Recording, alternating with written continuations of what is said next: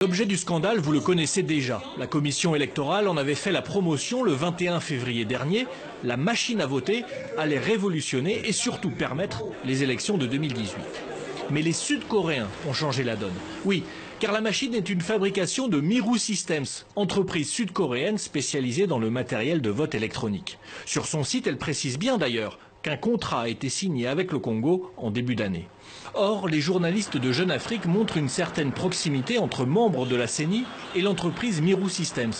La diplomatie sud-coréenne réagit dans un communiqué. Elle redoute, entre les lignes, d'être associée à des fraudes massives. Le gouvernement coréen a dûment expliqué aux fabricants coréens des machines à voter les risques potentiels en cas d'exportation.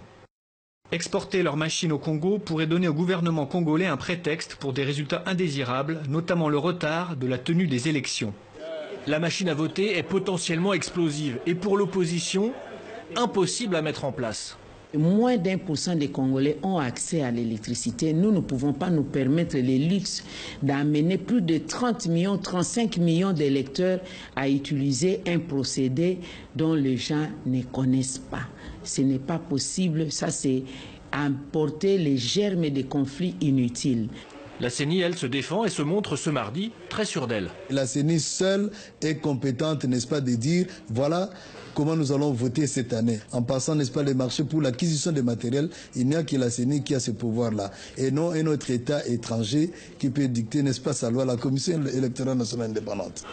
Au parti au pouvoir, on fait semblant de ne pas s'y intéresser. En ce qui nous concerne, avec ou sans machine, nous allons conserver démocratiquement le pouvoir en République démocratique du Congo. La Corée du Sud a bien précisé qu'elle n'avait aucun droit d'interdire un contrat à une compagnie privée coréenne. Un contrat de plusieurs dizaines de milliers de machines qui approcherait les 150 millions de dollars.